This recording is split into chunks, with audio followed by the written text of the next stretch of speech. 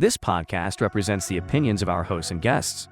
The content here should not be taken as medical advice and is for informational purposes only. This podcast also does not establish a standard of care, doctor-patient, or client relationship. No guarantee is given regarding the accuracy of any statements or opinions made on the podcast or website. And because each person is so unique, all listeners are encouraged to connect with counseling and medical professionals for assistance with their personal journey. All people, places, and scenarios mentioned in the podcast have been changed to protect the privacy of those involved. Welcome to We're Not Fine. I'm Dr. Talia Jackson. And I'm Doug Jensen. We thank you for listening every week to our deep and thought-provoking conversations about relationships. Hi, guys. Welcome to another episode of We're Not Fine. Did we have to say that together? I'm fine. Jinx. I wonder what the origin of Jinx is. I don't know. It sounds like the name of a cat. I kind of want to look it up. Or Jinx Monsoon, the most amazing drag queen. Truth. Love her so much. I'd love to get Jinx Monsoon on the podcast. So Jinx, if you are for whatever reason listening, please let me know if you'd be on our podcast. And I will probably try to Instagram you or Instacart you and get you some food from wherever you'd like. All right. So usually Doug and I know what we're going to talk about because we've got funny stories that we want to share. Yeah. And today what we realize is that because we talk on the phone every single day and we tell each other our funny stories every single day, we literally can't think of anything to talk about. Yeah. And we were like, should we talk about the salad we just ate? Should we talk about summer being half? It was really good though. The salad was delicious. But so maybe we just do a little update on life. Like I was talking about the world's most boring topic of my insomnia, but I do have an update. And it by the way, hormone related. But I got to tell you something before you get into that. We can't minimize sleep. It's everything. Like sleep is really, really critical. Like eat, sleep, and exercise are the three main, ways to stay healthy, stay stable, stay all those things health wise. And your sleep has been ridiculously challenging. It's been debilitating. This is actually a really big update. And partly because as a dude, I'm not going to have the same experience you did. So tell us. I know. Well, so I did figure out that it was hormone related, which both makes me feel very validated, but it also makes me feel like I have zero control over this. There's something happening internally that I can't really do anything about.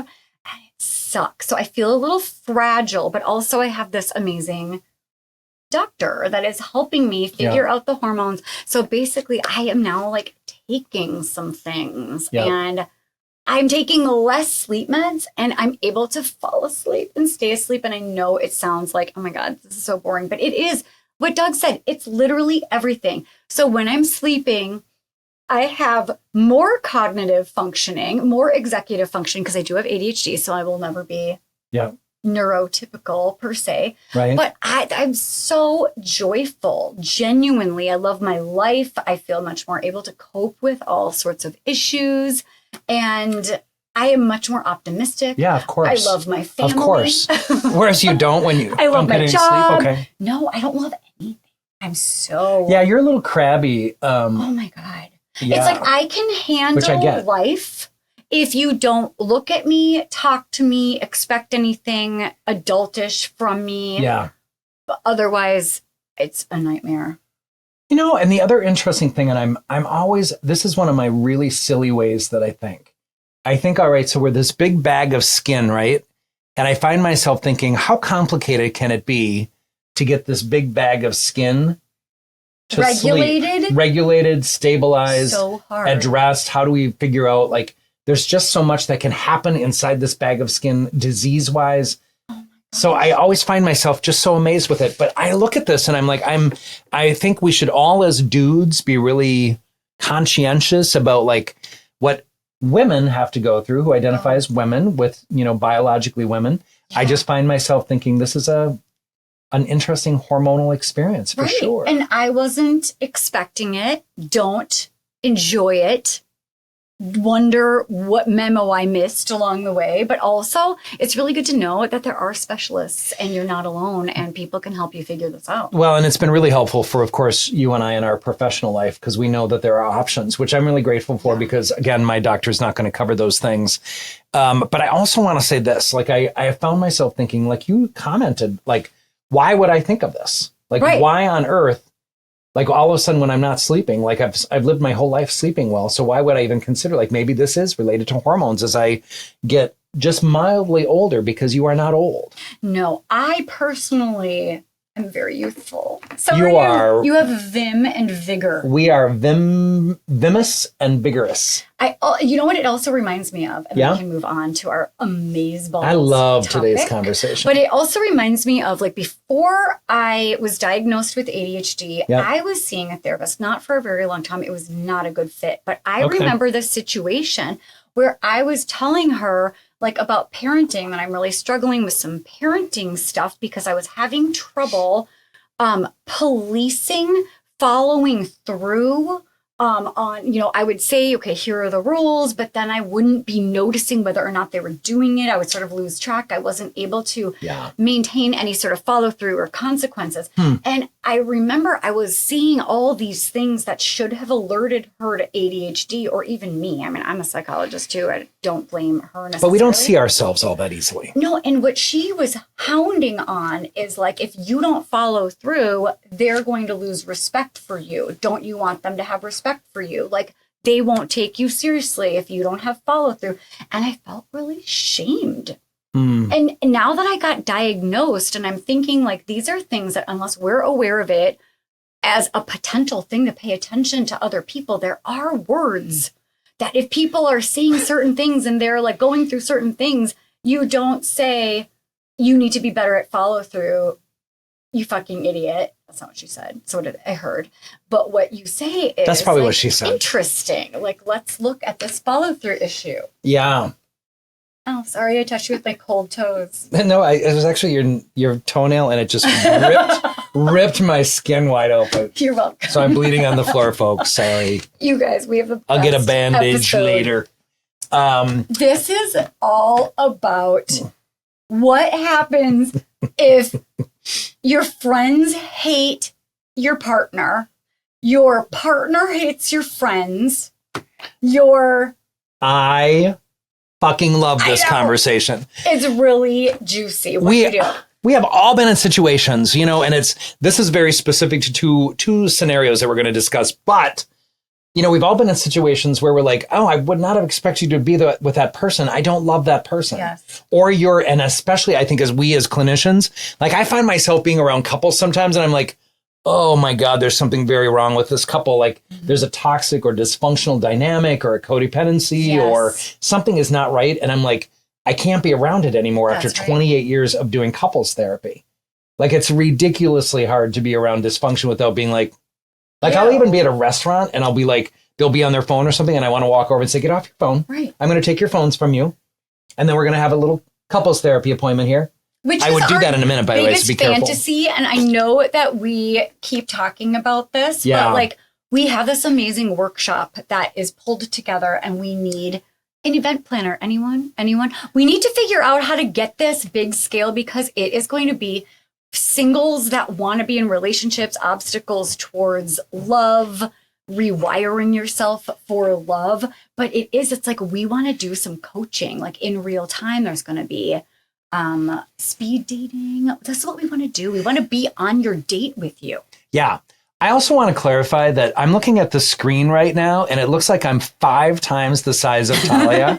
I'm like a giant. Who's that? Oh, there you go. This helps. Okay. We're going to just keep talking now. What if I move back? Yeah, that's bad. We can just. I don't know that works. I just look so much bigger than you. You are. You're that's right. I am bigger. You're a foot taller than me. She is actually bigger than me. I'm 5'3.5". I am not. However, I recently went on a date with a guy who was 6'4", and when we stood up to go, he said, "Boy, you're short. I'm 6 foot." I know. Do you know Rob is 6'5.5"? Holy cannoli. And do you know that he is the shrimp in the family because his brother, Chris, is 6'9.5". I come up to, like, his belly button. I almost met Chris. That would have been an interesting experience. And you remember what their mom said to me, the very first thing ever, in her Southern accent? What? She said, well, I would offer to hang up your coat, but I don't have any child-sized hangers. That would be for the in-law conversation. We just talked about my experience in the South on a different episode. We did. Yes, we did. In the last episode. Should we dive into the mail of the bags? I love mail bags. Me too. I really love them. This one is entitled, My Friends Hate My Partner. I can't even tell you how excited I am to talk about this stuff. Everybody can relate to it. Everyone can relate to it. We've all met people. And again, I have couples sometimes come in and I'm like, oof, how did this happen? Anyway, I'm going to read the mailbag and then we'll delve into it. My friends told me they hate my partner and I just don't know what to do is how this starts. And I had to actually ask my our social media person what AITA means. Because she's young and hip and knows things. Yeah, because I'm not a social media person. Am I that asshole? I know. That's what that means. I love it. She just pulled it up. Thank you, Allie. She just pulled it up out of her. We're like, what is this? Out of her reference point. I'm like, AITA. I literally yelled outside the door, Allie, what does AITA mean? And she goes, am I that asshole? I'm like, how do people know all this or store all this? But I am clearly only 25.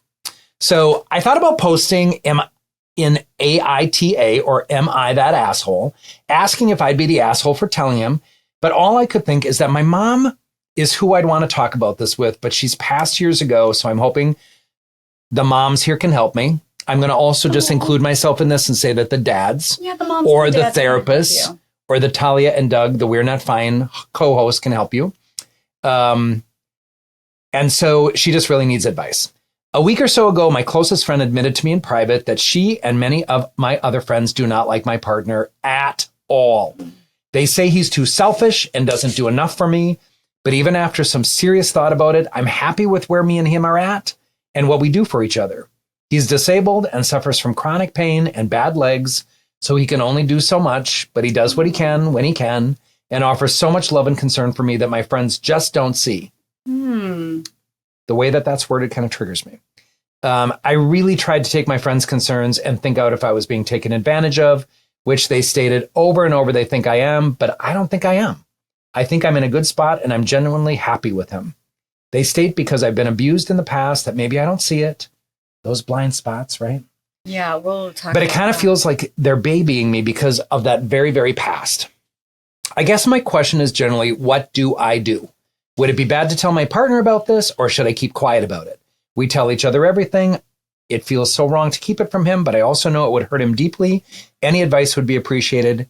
Thank you for reading this.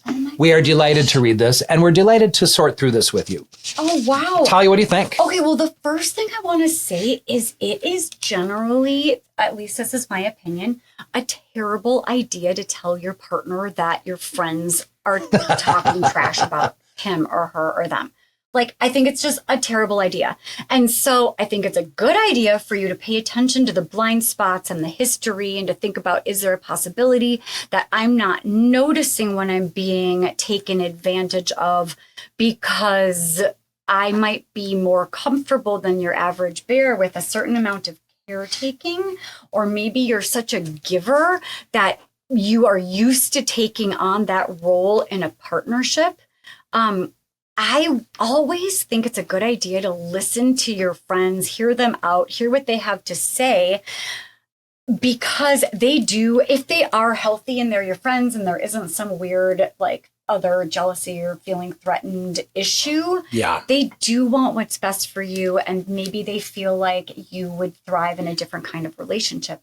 But I also am feeling like if this poor guy is legit disabled and in a lot of pain, and that he is giving what he can give, which it sounds like is like love and concern, and that feels like enough for you, who are we to say that him not washing the dishes or like maybe acts of service, or I guess I don't know, like what if it's working for them?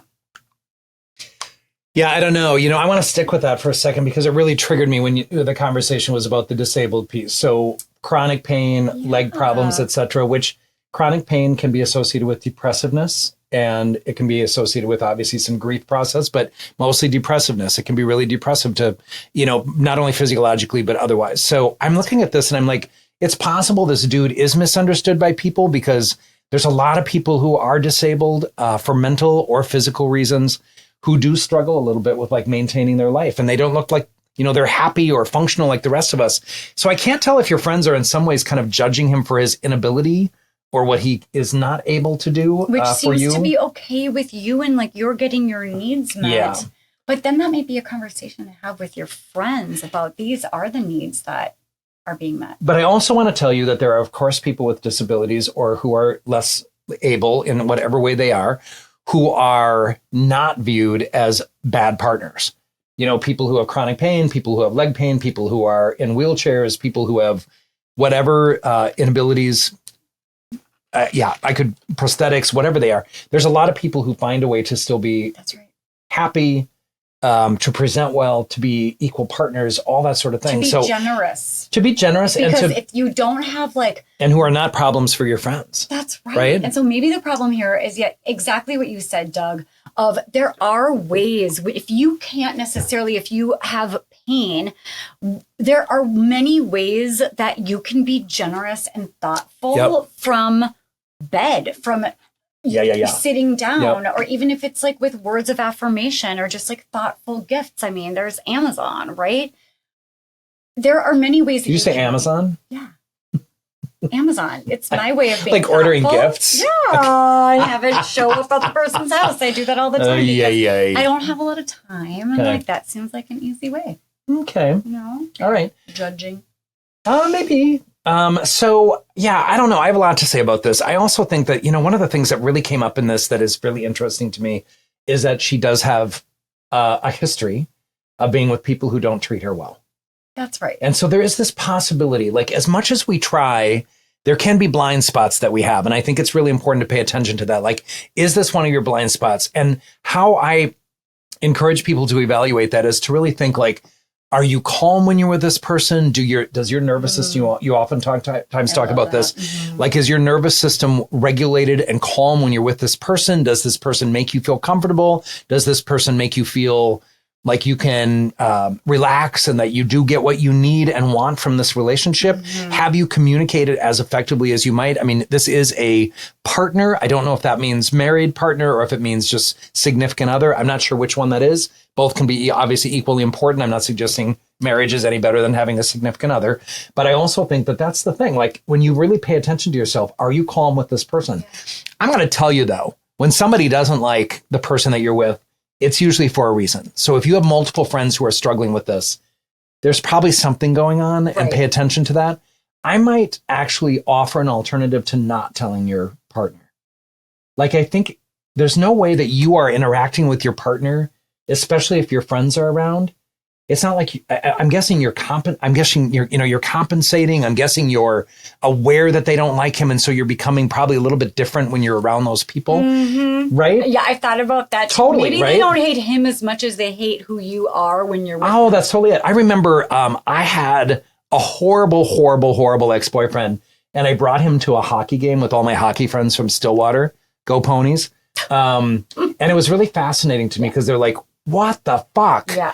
Like, where's Doug? Like, I became a totally different person because I was always aware of him, afraid he might judge me. He was a prick, by the way. So, I think in retrospect, but I had a blind spot. Like, he was really hot. And anyway, kind of recreating some trauma for me. I am thinking that so maybe the alternative to not telling him would be asking him to make a bit more of an effort with your friends.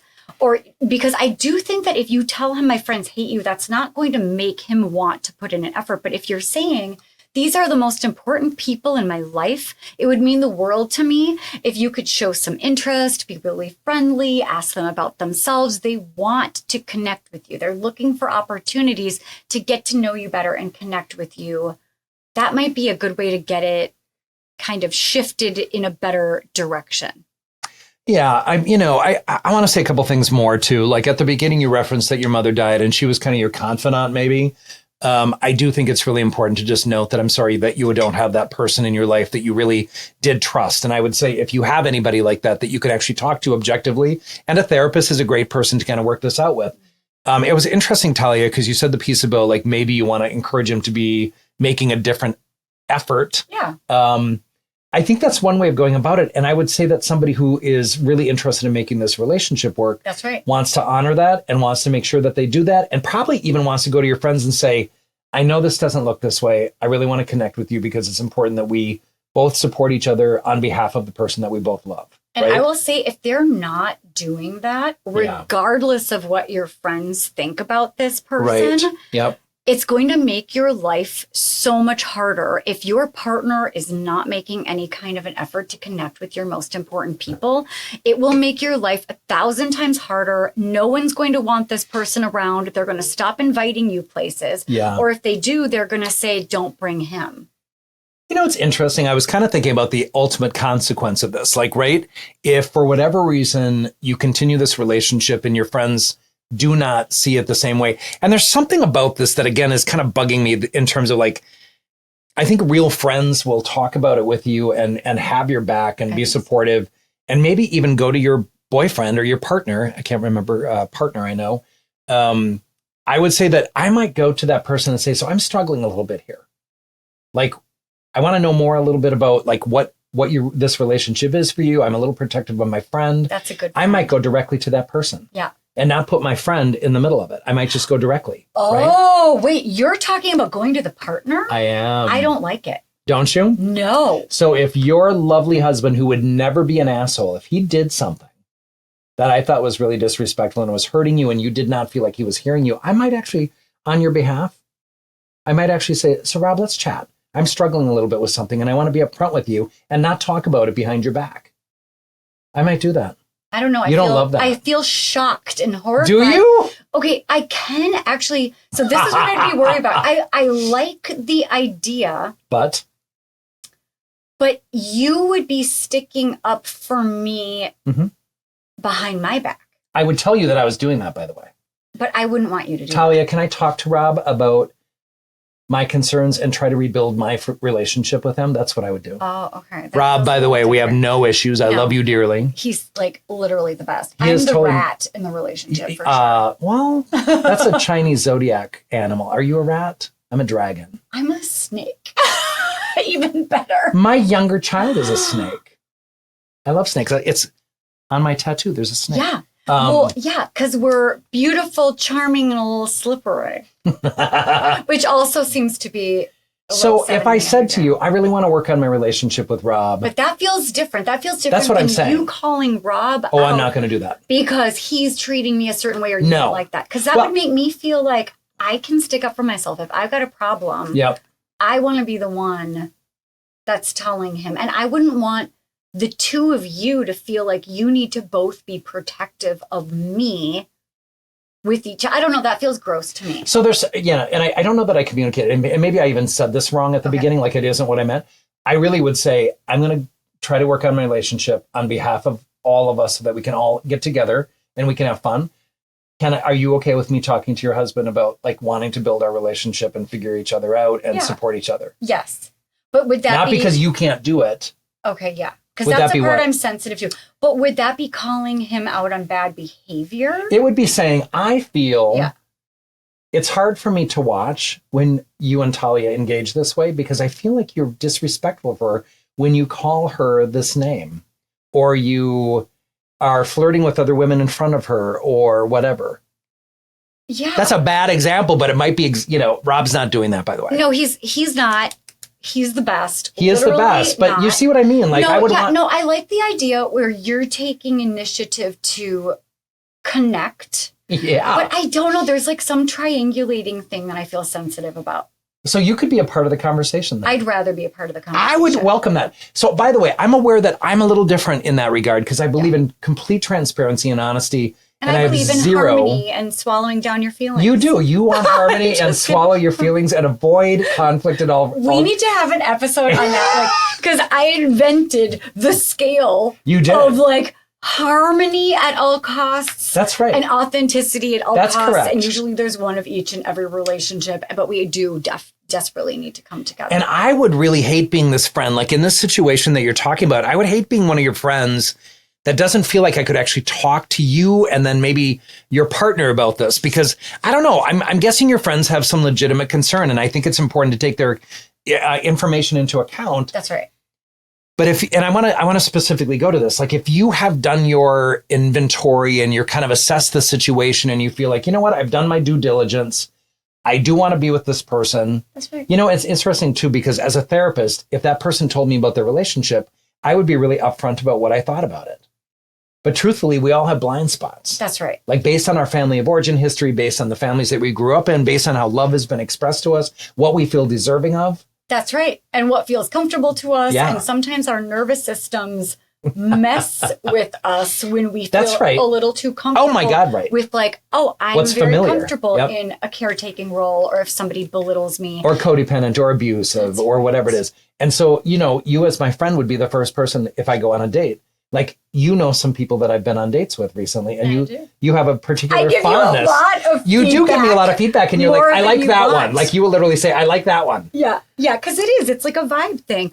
So I guess if we had to summarize the advice that we have, it's definitely, we want you to listen to your friends. If more than one of your friends has a certain thought or feeling or opinion, but you can also tell your friends, I don't think you have the right idea. I'd love to have you guys connect a little more. Ask your friends, ask your partner to maybe make a little bit more of an effort. Maybe you can also help your friends see that you can stick up for yourself, and help your partner see that your friends are the most important people to you, and that you really would mean a lot if they could make an effort to. I do not love that you're in a situation though where you feel like you can't talk to your partner about this. Like, there's no question that it interferes with your functioning.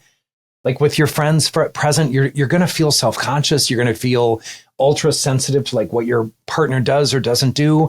I don't wish for you to be in that situation. That's like putting yourself in the middle of something that's not fun. But no, that's exactly what happens. Yeah, but also, I know it does. If you tell him your friends hate him, that's not going to be. There's a different way of saying that though. Like, my friends do have some concerns and I want to talk about it with you. And honestly, if I'm dating someone and that person said, my friends are a little frustrated with you around these issues, you wouldn't feel defensive and just. I would maybe feel them. defensive, but I'd say, okay, let's figure this out, because it's really important that I get along with your friends, because I want your social network to be present for you. And I want you to have those people, but I also love you and care about you. And I just will make whatever effort it takes to get back in their good graces. But that's not everybody. I think most people that aren't maybe as healthy would just be like, well, fuck them. Right? I might say fuck some of them if I thought they were really being unfair, or if I thought they really wanted in your pants and I have your pants. I don't know. There could be all kinds of dynamics there. If there's jealousy, if there's something. That's right. And there are alternative reasons why someone might have a problem with your partner that isn't about your partner. But we're going to address like more of these in the next mailbag as well. And then we've come up with some fun, just like a summary, like a decision tree, what to pay attention to as the hater, the hated, and you in between. So we're going to get there too. But we will get there. I ultimately, though, at the end of the day, what I encourage in this particular situation is for you to listen to your friends and really think about whether or not you have similar concerns and you've just kind of suppressed those because it's familiar to you. You're in the same pattern as you have been in previous relationships, and really take a look at whether or not some of that is really happening. I remember, again, my hockey friends were like, who the hell are you dating? Because he's an ass. Right. And the truth is, years later, he was an ass. He's a total ass. Right. And so, sometimes you do have a blind spot. I have a blind spot. Not you, No, I have one. I actually have one. Oh, okay. Did you actually point at me? We all do. We all have blind spots. You know, when you point your finger at somebody, there are 4 pointing back. That's such a stupid thing to say, because you are pointing at somebody. We're so grateful that you wrote. Yeah, thank you. We hope that you got some value out of this, and maybe you'll also find more value in the next one too, because it's all the same vibe, right? It's like, what do we do? This one is, my friend's boyfriend's a slime ball. What do you really think? I think we should start calling them female bags. Yeah. It feels. Should we switch this out? Switch the gender out? No, go ahead. Whatever you want to do. Okay, so it is a mailbag, M-A-I-L. All right, got you. Is how can I tell my friend that her boyfriend is a slime ball? Oof, that's a tough word. I have, and also like we're protective of our friends and, it's all. So I have a very educated, put together female friend who has a creepy boyfriend who cops a feel with her female friends. Ick. All right. I mean, that's like a boundary. I think we can all agree should not be crossed. I've been trying to tell her that she's dating the wrong guy, quote unquote. This guy, she's dating him right after her divorce. Her divorce was just finalized. He crept up on me and another female friend of mine, but she defends him as her person. My other female friend confronted her about it, and she was hurt and distraught and doesn't believe that her boyfriend has anything but good intentions in his advances. She thinks that his advances on her friends are with good intentions.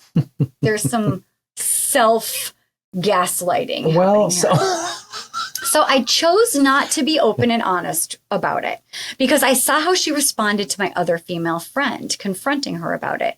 What would you all do in this situation?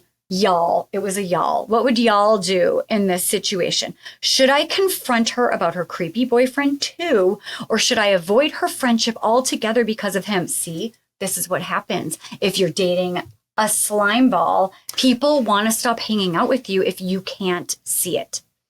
I already know she would defend him because it's some sort of a trauma bond post-divorce. I don't want to speak up because it will ruin our friendship. He cops a feel with me when I'm right next to her. Should I tell her too? It makes me super uncomfortable. Any advice would be so welcome. I'm horribly confused by the whole good intentions thing, unless it's like, I love you so much.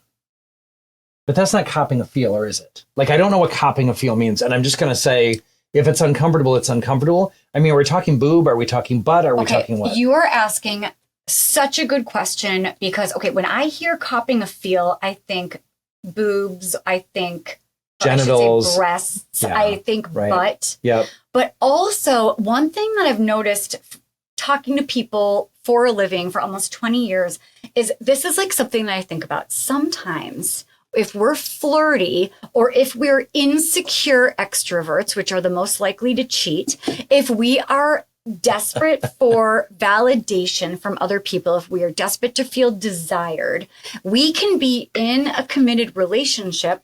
But also there's this feeling, and I know you guys know what I'm talking about, when someone has their neon sign, that like come hither neon sign is like open for business, meaning there's something about the friendliness or the connection or the way someone's looking at you. If you're not their significant other, you might know that they're in love with your friend. But if they're kind of like leaning in or the way that they're talking to you, there can be this sexual flirty vibe. And that's real. And that's different than being really charming and like, oh my God, yes, blah, blah, blah. But if that neon sign is like open for business and you have really good boundaries, you're going to be like, the guy's or the girl or whomever is a sleaze bag. And there's some vibing happening that I don't feel comfortable with my friend dating somebody who's like this with other people. Does that make sense? It does make sense. This is, and I don't want to make too many excuses for somebody because copping a feel means it's inappropriate. Feels clear. And it feels very clear to me that this is an uncomfortable thing for this person right on the other end of it. And it's also a pattern. Like there has been obviously other people who have had concerns with this as well. So I'm not loving this. And I think, when the question kind of gets posed, like, do I address this as well? 100% you address it. Like, I just really think it's like, I always put myself in this situation. If I have a boyfriend who's copping a feel of my other friends or female friends or male friends for that matter, I'm like, I got to know. But if one person says it, there might be a thought in your head that like, what did you do to invite that? Or I kind of blame my friend too. Maybe, I don't know. But then if it's two friends that are saying the same exact thing, you can't gaslight yourself anymore. It just dawned on me about something else about this. Like my friends would never do that. Like my friends would never play games. My friends would never go after somebody I was with. My friends would never not have my back. So that's right. I'm a really fortunate person to have this inner circle of people that really fucking have my back. So you might want to look at the person that's telling you that your boyfriend, girlfriend, partner is a douchebag. Has there ever been a history there where that person that's right. Right? Like, do they have your back? Yep, right. Or do they always hate your partner? Do they sometimes flirt with your partner? You know, I don't know. No, I agree with that. Well, it is important. It's important to evaluate, number one, the source by which this is, coming to you. But, going specifically to this person's question, like, should I let my friend know? Yes, you should. 100%. Like, I think we always have to consider, if we were on the other end of it, would we want somebody to tell us? Like, you want somebody to tell you if you've got something on your tooth, like a big piece of leaf? Spinach. Yeah. If you have a spinach or whatever, kohlrabi or whatever. Definitely kohlrabi. I think that's really very common. I don't even know what that is. Radicchio. Any kind of lettuce or spinach. Yes. I would say, you want to make sure that you have friends that not only will be honest with you, but there's a way of addressing it too. Like, I'm aware that the slime ball comment, like I was very struck by that word in the description of this mailbag.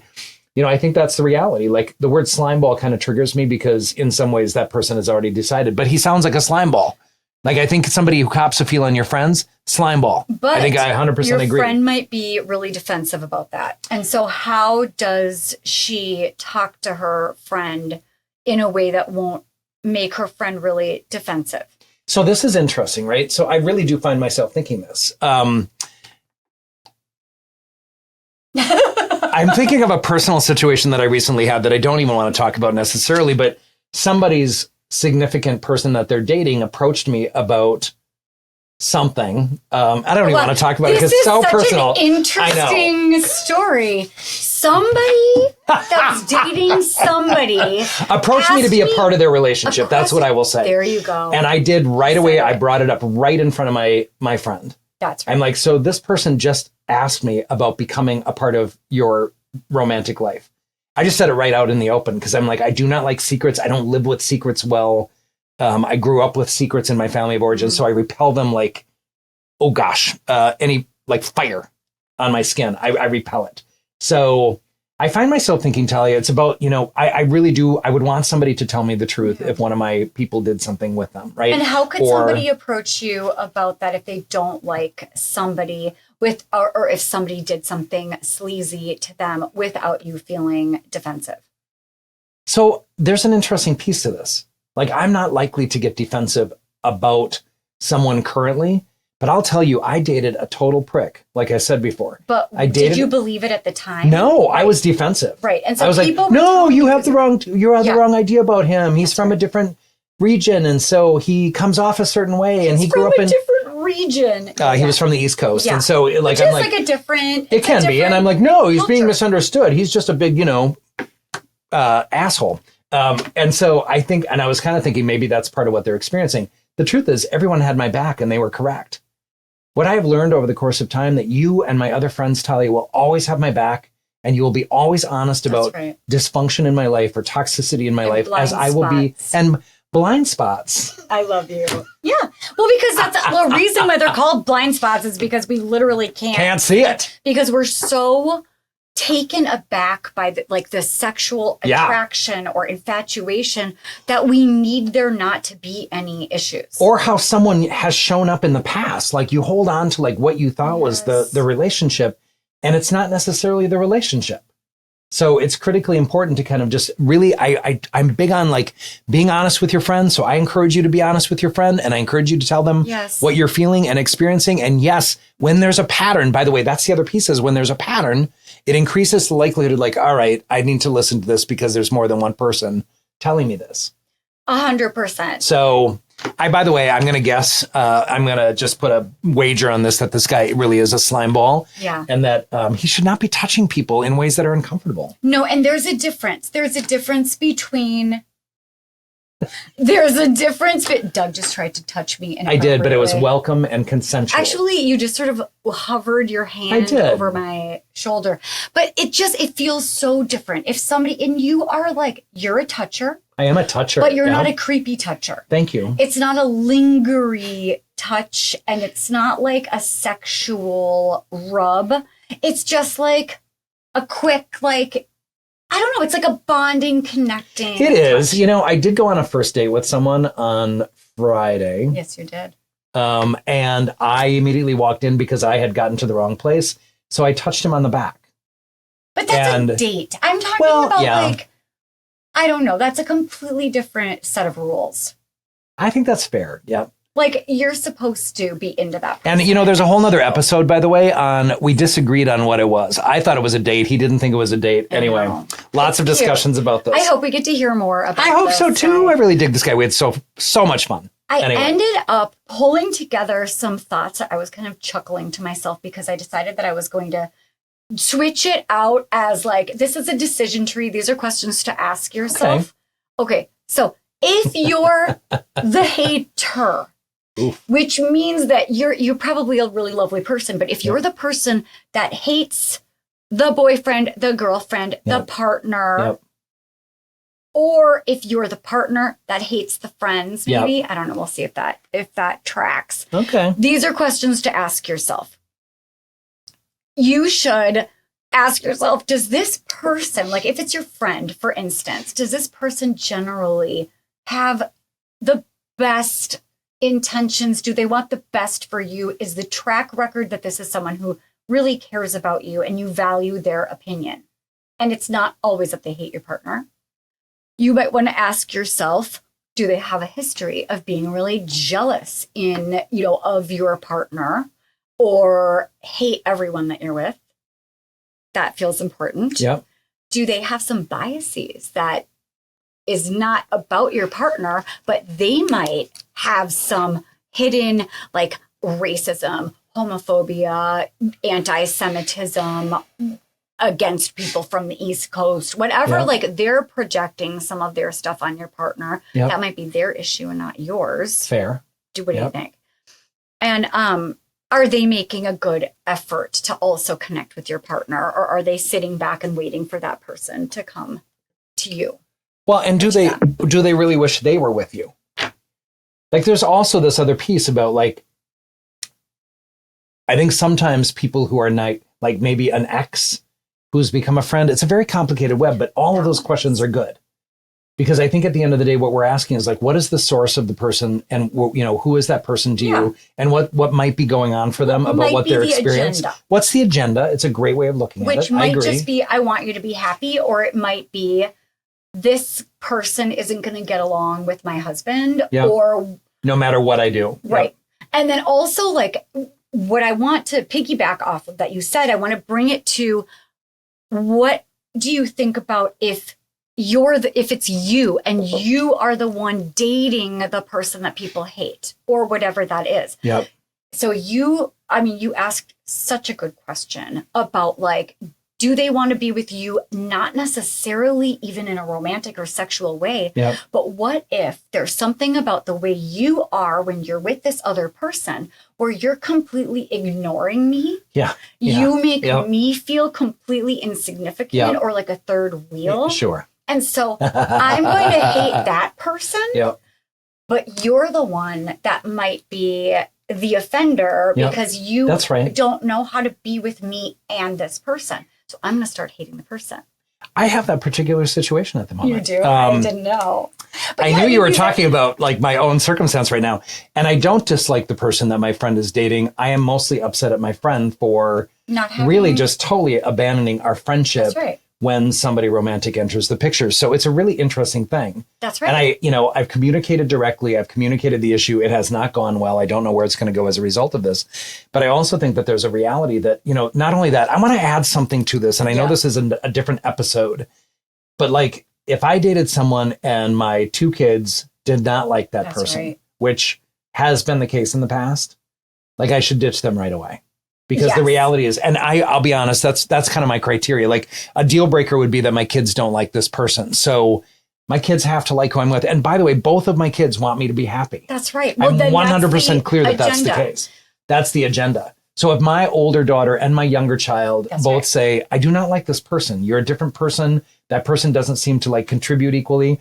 My older daughter recently laughed and said, could you please pick someone who was good to you, like that made you really happy? And I'm like, that is the right thing to do. But which brings me to, you got to look at if you have blind spots. I do have blind spots. Right? And then you've got to own them, and you've got to be doing your own work. Yep. If you're always attracting the same kind of dynamic where people are a certain way to you and that feels comfortable and feels like home, you've got to pay attention if people are like, I hate the way this person is treating you.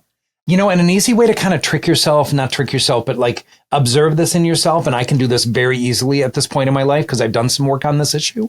The reality is if I don't feel comfortable, if I feel like always on edge, if I feel always like I'm making up like, I bet this person has this going on because I'm not getting what I need and want from this relationship. Those are my indicators. This is not working. That's right. I am not content. I don't feel loved in the way that I'd like to feel loved. I don't feel calm. I don't have certainty that this person wants to be with me. This person does not treat me in a way that gives me, satisfaction in that way that I can kind of relax and enjoy the relationship. But if we're talking about that very beginning part of the relationship where there is so much infatuation, and then it's like if you're the person that's dating the person that people are hating, you do need to ask yourself, like, what happens to me when I'm with this person? Why would my friends be watching this? My friends or family be watching this and hate this? What do I turn into? Like, what are my blind spots? Because if I have bad boundaries and I don't stick up for myself, my friends are going to start hating my partner. My partner is going to start hating my friends because they're going to think that I'm being influenced by my friends. Like this partner is going to be like, I don't want you hanging out with them anymore because they don't like me. And your friends are going to be like, he or she is such a douchebag. Like you change when you're around them. So you have to look at your part in it. Because I think I've mentioned this before. If you are sort of this passive bystander in your life and in your relationships, the two people or like your family, your friends, your partner, everyone's going to start to hate each other because they're protecting you against the other, because that usually what that means is you aren't doing a very good job advocating for yourself or speaking your truth or that's exactly right. Needs. Like, I just want to remind people too, like the best communication is one that's not avoidant. It's not strained. It's just being able to say, you know what, this is my experience. This is how I feel when I'm with the two of you. This is my observation. I'm curious. Can we talk about this? Like, you should be able to talk. And I so value in my friendships. I really can have any of those conversations about anything at any time. Yes. You and I can do that's that, like a real relationship. That's a real friendship. Is. Yep. You should be able to talk to your friends about how you're feeling. Your friends should be able to talk to you. You need to have a very open mind. And if they don't have a track record of hating people that you're dating or being jealous or threatened, if they have before enjoyed hanging out with you and a partner, they're probably being really honest. You really do need to pay attention. The last thing on this particular, if it's you, that's the one dating the person, you just might be thinking about actually two little things. Are you making an effort to help your friends and your partner connect? Because you could maybe be doing a slightly better job. But another really important thing, and I know that like you've probably seen this in practice as well, that if you happen to be confiding in other people about things that this person has done that are not cool or upsetting, your friends aren't attracted to this person. They're not charmed by this person. So if you are telling your friends douchebaggy things that the person has done, your friends are already not going to like them. And then you can't get mad at them for hating them. That's just my 2 cents. No, I think it's good. I think this goes back to very clear, like, who do we pick and why do we pick the people that we choose to date or pursue? And, really paying attention to that and being really clear on what those family of origin dynamics are. It really kind of keeps coming up in our podcast about like the people that we choose are oftentimes familiar. Yes. Like, it is so amazing to me how many people pick their parents. And especially if you have like unresolved issues with your mother or your father, you're very likely to pick somebody, I believe, that is like that person because you're trying to correct that experience. You're looking for love from that source. And I have picked people who are, so I grew up in an abusive childhood, an abusive home. and an unstable home where the love that I got, particularly from my mother, was not consistent.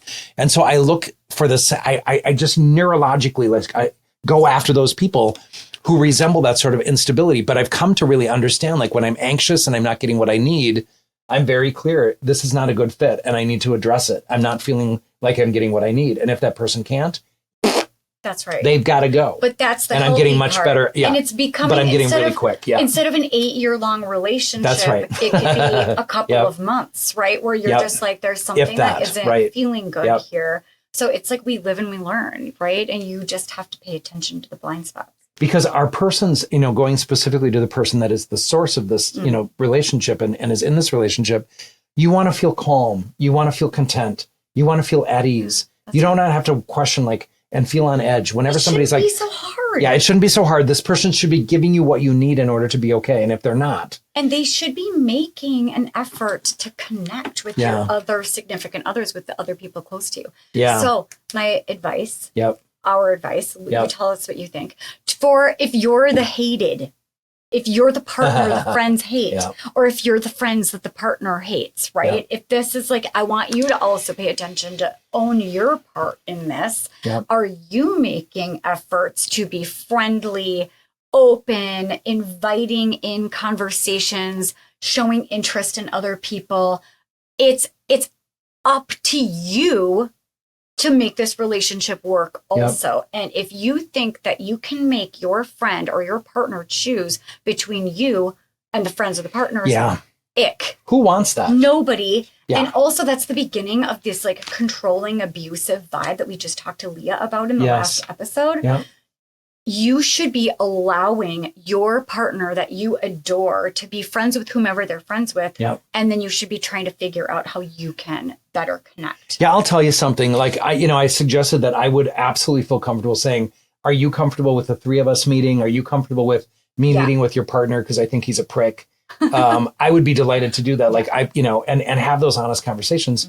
But I don't fear conversations anymore. And I know how to talk to someone in a way that is not like, you're a fucking asshole, right? Like, I don't think approaching them that way is good. But I'll tell you, if somebody that I'm dating says, my friends really are struggling with you, like you are. And by the way, I mean, my personality is a big one.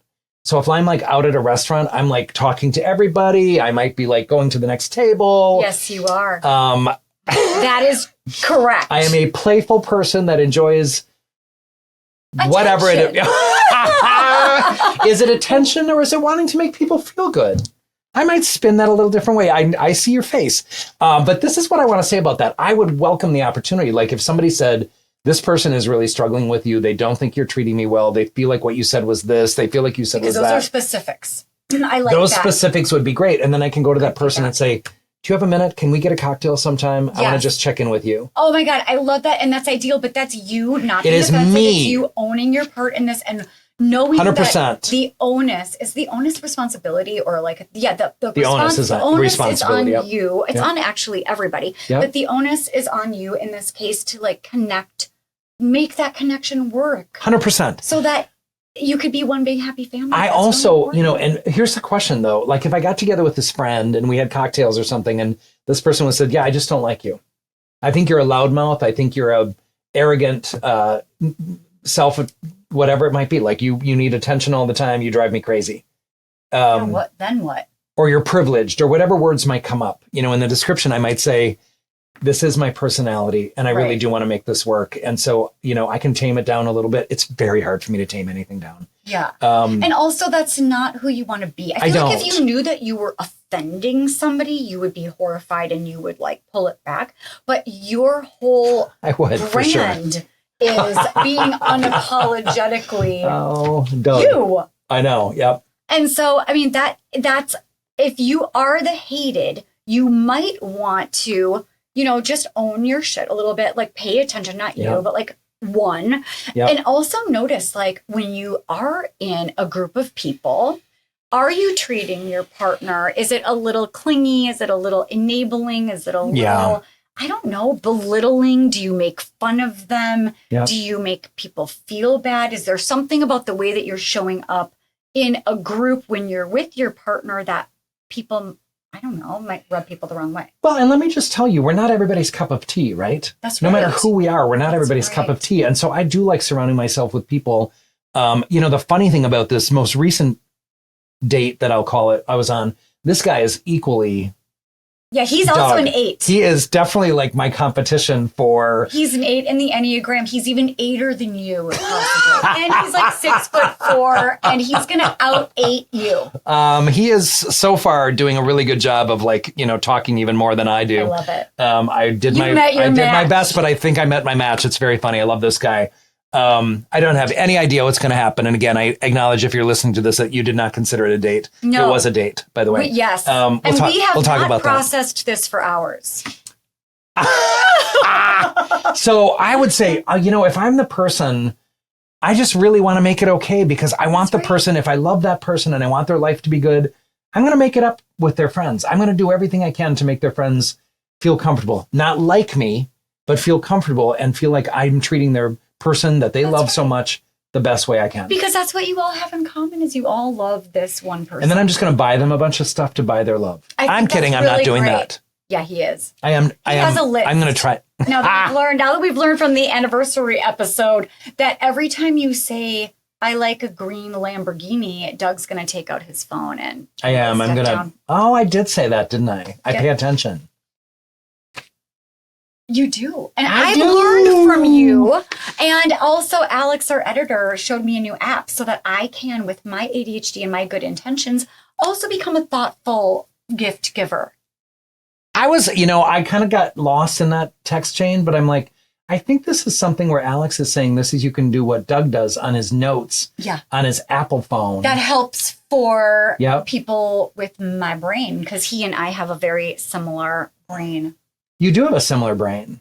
We hope that you got something out of this. Yeah. And as always, we could not be more grateful for our listeners, our audience. We could not do this without you. Yep. And it's so much fun, even though I like to not ever obsess about the numbers. It's so much fun to see that more and more of you are finding us every single week.